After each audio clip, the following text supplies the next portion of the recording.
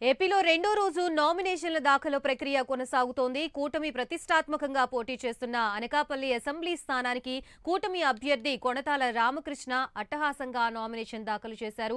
కూటమి పార్టీల ఐక్యత బలాన్ని చాటుకునేలా ఉమ్మడి పార్టీల నాయకులు కార్యకర్తలు బ్రహ్మరథం పట్టారు. ఊరేగింపుగా వెళ్లి నామినేషన్ వేశారు.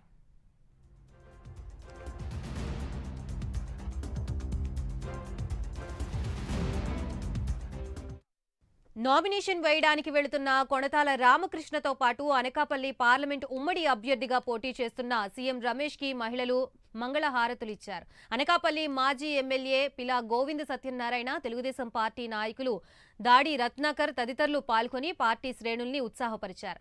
నామినేషన్ వేయడానికి వెళుతున్న పార్టీ నేతలకు ప్రజలు కార్యకర్తలు దారి పొడవునా అపూర్వ రీతిలో స్వాగతం పలికారు.